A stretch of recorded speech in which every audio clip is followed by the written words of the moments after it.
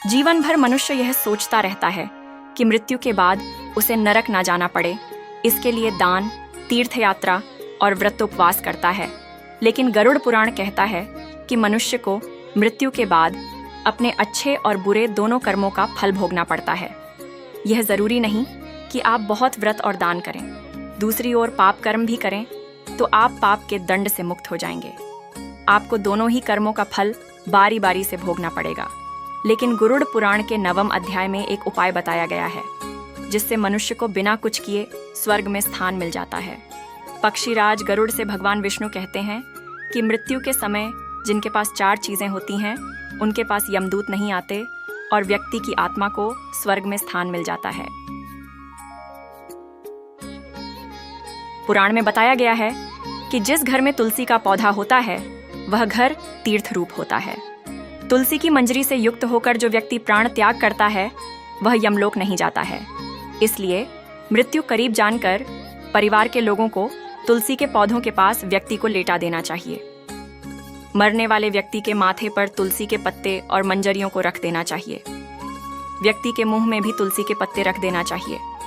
इस प्रकार से मृत्यु होने पर व्यक्ति यमलोक नहीं जाता है। इन्हें स्वर्ग जाने का अधिकार प्राप्त हो जाता है। सामाजिक मान्यता है कि मृत्यु के समय व्यक्ति के मुंह में लोग गंगाजल डाल देते हैं। गरुड़ पुराण में बताया गया है कि मृत्यु को करीब जानकर जो लोग मरने वाले के मुख में गंगाजल डाल देते हैं वह मरने वाले का बड़ा उपकार करते हैं। गंगा भगवान विष्णु के चरणों से निकली है और पापों का नाश करने वाली है। गंगाजल धारण कर जो प्राण त्यागता है वह स्वर्ग का अधिकारी हो जाता है। पुराण में यह भी कहा गया है कि दाह संस्कार के बाद अस्थि को गंगाजल में प्रवाहित करने से जब तक व्यक्ति की अस्थि गंगा में रहती है तब तक व्यक्ति स्वर्ग में सुख से रहता है।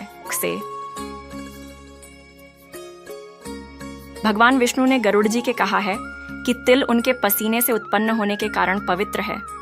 मृत्यु के समय मरने वाले के हाथों से तिल का दान करवाना चाहिए। इसके दान से असुर, दैत्य, दानव आदि भाग जाते हैं। मरने वाले के सिरहाने में काले तिल को रखना चाहिए। इससे सद्गति प्राप्त होती है। कुश एक प्रकार का घास है जिसे हिंदू धर्म में बहुत ही पवित्र माना गया है। इसके बिना कोई भी पूजा पूरी नहीं होती है। भगवान विष्णु ने पुराण में कहा गया है कि कुश उनके रोम से उत्पन्न हुआ है। मृत्यु के समय तुलसी के पौधे के पास कुश का आसन बिछाकर व्यक्ति को सुला देना चाहिए और मुंह में तुलसी का पत्ता रख देना चाहिए।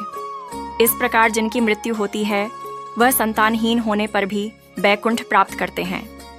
कहने का तात्पर्य है कि अगर व्यक्ति का श्राद्ध कर्म करने वाला भी कोई ना हो तब भी वह मुक्ति को प्राप्त कर लेता है।